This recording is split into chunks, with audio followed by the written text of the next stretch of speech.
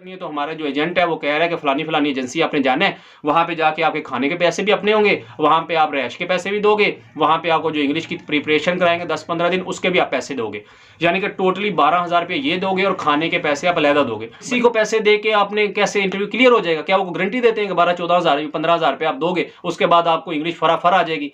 भाई हमारा अलमिया यही है कि हमारा कॉन्फिडेंस लेवल जो है वो इस बिस्मिल्लाहिर्रहमानिर्रहीम अस्सलातु वस्सलामु अलैका या सय्यदी या रसूलुल्लाह वाला अली का सहाबी का या सय्यदी या हबीबल्लाह। अस्सलाम वालेकुम गाइस, उम्मीद करता हूँ कि आप सब खैरियत से होंगे, मैं भी खैरियत से हूँ। आज का जो हमारा टॉपिक है वो इस हवाले से है कि जो रोमानिया एम्बेसी में इंटरव्यू हो रहा है और उसके बाद जो इतनी सारी रिजेक्शन आ रही है, इसकी रीज़न क्या है, क्या वजह है जो इतनी ज़्यादा उन्होंने एकदम से दोबारा से रिजेक्शन लगाना शुरू कर दी है, इस पर हमने बात करनी है। वीडियो स्टार्ट करने से पहले आप सबसे गुजारिश है कि मेरे यूट्यूब चैनल को सब्सक्राइब कर दें, लाइक कर दें और बेल वाला आइकन को प्रेस कर दें ताकि आने वाली वीडियो का नोटिफिकेशन आप लोगों को मिलता रहे।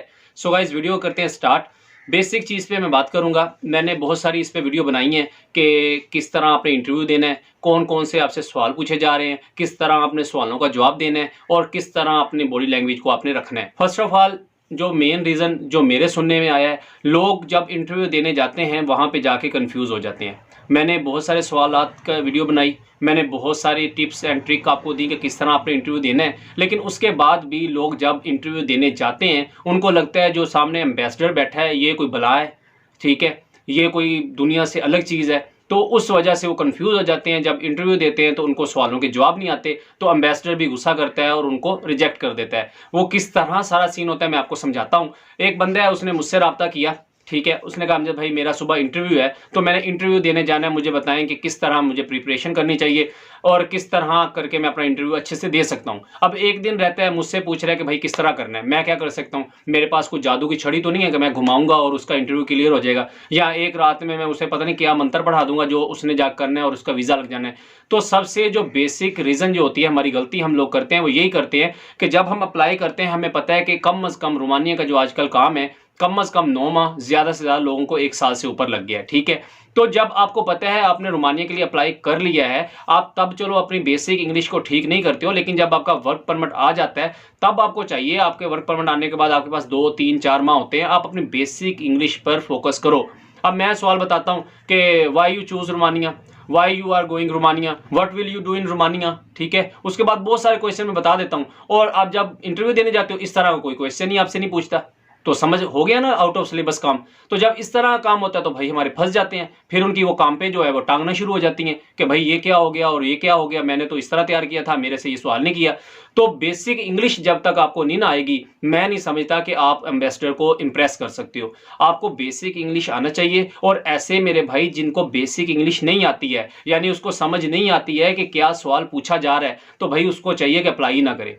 अब बहुत सारे भाई नीचे आ जाएंगे कि भाई वो 8 पढ़ा हुआ चला गया, वो 5 पढ़ा हुआ चला गया, वो अनपढ़ चला गया। भाई वो जो चले गए वो चले गए, तब 100% वीज़ा रेशो थी रोमानिया की। लेकिन हम आज के सिनेरियो पे बात कर रहे हैं, हम आज का जो वक्त चल रहा है हम इस पे बात करना चाह रहे हैं। आजकल जो बंदा एम्बेसडर को इम्प्रेस कर रहा है, उसको सेटिस्फाई कर रहा है, वो उसी को वीज़ा दे रहा है जिसमें उसको ज़रा सा भी लगता है ना ये बंदा इधर उधर भाग जाएगा या इस बंदे में इतनी एबिलिटी नहीं है कि वहाँ जाके ये कम्युनिकेशन अपनी अच्छी कर सकेगा, लोगों से बात कर सकेगा, तो वो उसको वीज़ा नहीं देता है, ठीक है। तो बात वो लंबी हो जाएगी। वो भाई ने मेरे से पूछा कि भाई मुझे कौन से क्वेश्चन तैयार करने चाहिए, तो मैंने उसको बताया भाई अब एक रात में क्या हो सकता है, लेकिन आप ऐसे ऐसे करो, ये क्वेश्चन आप याद कर लो। उसने भाई वो क्वेश्चन को रट्टा लगाया, पहले मैंने उसके क्वेश्चन सुने। और सबसे बड़ी एक और गलती लोग करते हैं, अब बातों में से बातें निकल आती हैं कि जो मैंने आपको क्वेश्चन बताए या आपके एजेंट ने या आपके एजेंसी वाले ने, आप उन्हें ही प्रिपेयर करके लेके जाते हो, यानी आपको भी उन्होंने वही सवालों के जवाब दिए हुए हैं, दूसरे बंदे को वो तीसरे बंदे को और चौथे बंदे को वही दिए हुए हैं, और जब आप वहां जाते हो आप सेम उसको आंसर करते हो। इन सब का जो मिक्सचर है मैं आपको बताता हूं। जब वो बंदा इंटरव्यू देने के लिए गया रोमानिया एम्बेसी में एम्बेसडर के सामने, तो उसने उससे सलाम दुआ ली, जैसे भी हेलो हाई किया, उसके बाद उसने पूछा जी वाई यू चूज रोमानिया, ठीक है, बेसिक क्वेश्चन है, हर किसी से पूछता है। तो आगे से उसने शुरू कर दिया कहना जी Romania is a beautiful country, good opportunity, good salary, ETC blah blah. तो उसने पता क्या किया, जो उसके सामने कागज़ पड़े हुए थे ना, कहता उसने ऐसे उठा के ना नीचे जोर के मारा है। उसने बोला है कि हर बंदा इसी तरह मुझे आके जवाब दे रहा है, यानी कि वो अपने लफ्जों में कोई हमें समझाओ, हमें कोई अलग बात बताओ। हर बंदा ये आगे कह रहा है Romania is a beautiful country. भाई हमें भी पता है रोमानिया ब्यूटीफुल कंट्री है, आप कुछ और बताओ कि क्यों आप चूज कर रहे हो रोमानिया को। तो कहता है वो अच्छा खासा जो एम्बेसडर है वो गुस्सा हुआ उसकी बात से कि हर तीसरा बंदा दूसरा बंदा आता है और मुझे कहता है आके Romania is a beautiful country, Romania is a beautiful country. यानी कि वो रटा हुआ है ना भाई, जो मैंने बता दिया किसी ने वो रट लिया, किसी को एजेंट ने बताया उसने वो रट लिया। तो वो बंदा मुझे बता रहा है कि जब मैं इंटरव्यू देने के लिए गया, 10-10 बंदे करके अंदर लेके जाते हैं, जब 10 बंदे अंदर गए, हम पहले 2 बंदे आगे चले गए, इंटरव्यू दे रहे हैं, हम उनकी बातें सुन रहे हैं, क्या वो क्वेश्चन कर रहे हैं और क्या वो जवाब दे रहे हैं। तो जब उसने बोला नेक्स्ट नेक्स्ट नेक्स्ट, तो लोग ना डर रहे हैं, यानी जाने से उसको कह रहा है ये तू चले जा, वो दूसरा कह रहा है यार तू चले जा, यानी कि खुद नहीं जा रहे हैं, दूसरों को बता रहे हैं कि भाई तू पहले चले जा और पहले तू चला जा। यानी कि इंटरव्यू देने से पहले ही उनके कॉन्फिडेंस लेवल का ये हाल होता है। ठीक है जी, वो कहता है अल्लाह अल्लाह करके उसमें से 2 उठे, वो आगे इंटरव्यू देने के लिए चले गए। उसने अब उससे पूछा कि what you do in Romania, यानी आप रोमानिया में क्या करोगे। तो वो बताने लग पड़ा कि अपनी मानी शुरू कर दी उसने, यानी कि अलग अलग। अब मैं क्या बताऊं, अगर वो सुन रहा होगा तो गुस्सा कर जाएगा।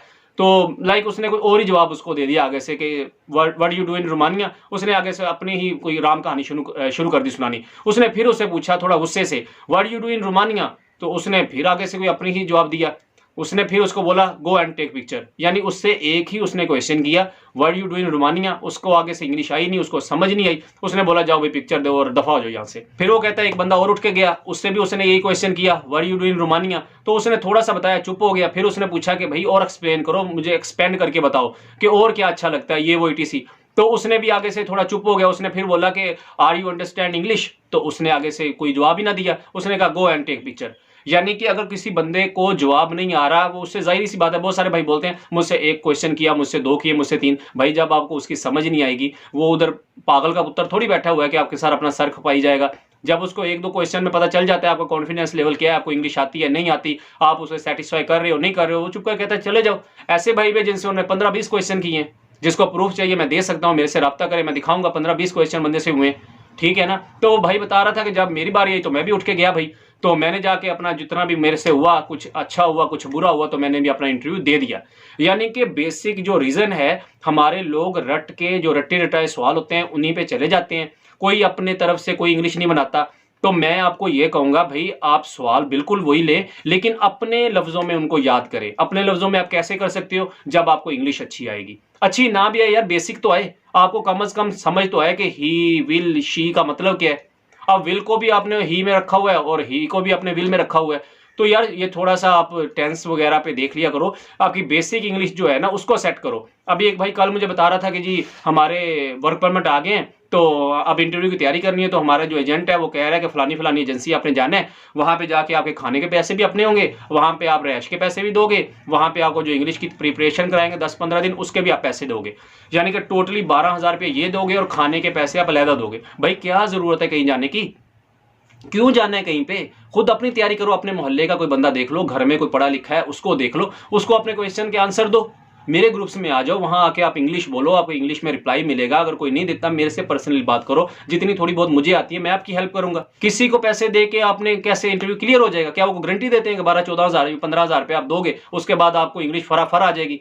भाई हमारा अलमिया यही है कि हमारा कॉन्फिडेंस लेवल जो है वो इस हद तक नहीं है।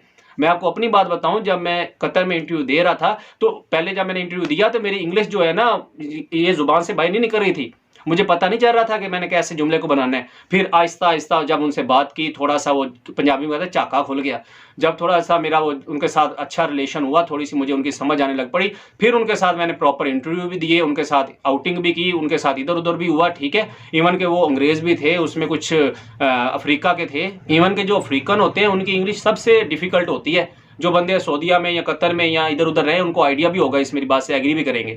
तो भाई जब तक आप बोलोगे नहीं, जब तक आप उसकी प्रैक्टिस नहीं करोगे, आपको नहीं आएगा। और वैसे भी जब हमारे लड़के जाते हैं आगे अंग्रेज बैठा हुआ देखते हैं, वो समझते हैं जी बड़ी बला आगे मेरे बैठी हुई है तो बस अब मुझे खा जाएगी। भाई अल्लाह के नेक बंदो, जब तक आपकी प्रैक्टिस नहीं होगी आप इंटरव्यू कैसे अच्छा दोगे। जब आपका इंटरव्यू अच्छा नहीं होगा वो आपको वीजा नहीं देगा। मैंने 1000 बार बोला है कि इंटरव्यू की बेस पे आजकल आपको वीजा मिल रहा है। पहले जो गामे माजे साजे निकल गए हैं या जैसे मैसे करके वो लोग निकल गए हैं, वो निकल गए, उनका फ्यूचर सिक्योर हो गया है, उनको छोड़ो जो निकल गए हैं। आप अपनी तैयारी रखो कि आपके साथ क्या होने जा रहा है।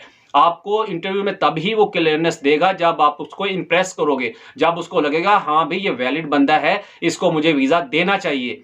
तो मैं आपसे बार बार रिक्वेस्ट यही करता हूं कि अपनी बेसिक इंग्लिश की तरफ तवज्जो दो, छोड़ दो ये क्वेश्चन मेरे से भी ना मांगो। हर बंदा मेरे से मांग रहा होता है कि भाई क्वेश्चन दे दो, क्वेश्चन दे दो। मैंने भी पहले गलती की, एक दो वीडियो लगा दी मैंने कि जिसको क्वेश्चन चाहिए वो मैं देता हूं। तो मैं भी कहता हूं कि मैं भी गलत किया। मैंने आपको गाइड इस तरह करना था कि अपनी इंग्लिश अच्छी करो। आप डेली यूट्यूब पे जाओ, वहां पे ट्यूटोरियल देखो। अगर आप दिन में 10 मिनट 15 मिनट निकालें ना, तो मेरे अंदाजे में आप एक दो वीडियो लाजमी वॉच कर लोगे। और अगर आपको ज्यादा मुश्किल आ रही है, आप नोट पैड लो, उस पर लिखो, लिखने के बाद उसको प्रिपेयर करो, याद करो, बार बार उसे रिवाइज करो, ऊंचा ऊंचा करो। आप सोचो इंग्लिश में, ठीक है ना। आप जब इंग्लिश में सोचोगे ना, फर्ज किया कि मैं कहीं जा रहा हूं, तो उसको इंग्लिश में सोचने की कोशिश करो। इस तरह आपकी आहिस्ता आहिस्ता करके 1-2 माह में, 3 माह में, मैं ये नहीं कहता बहुत अच्छी इंग्लिश हो जाएगी, लेकिन आपकी अच्छी प्रैक्टिस हो जाएगी। कम अज कम आप इन्वेस्टर के सामने शर्मिंदा नहीं होंगे। उसको ये नहीं लगेगा ये जो मेरे आगे सामने आके बैठ गया, ये एक बकरा आके बैठ गया, ठीक है हमारी एम्बेसी की, उनका क्या जाएगा। $130 आपने दे दिए, 40-45 हज़ार रुपया आपने दे दिया, उसका क्या गया। बस ठीक है, उसने रिजेक्शन लगा दी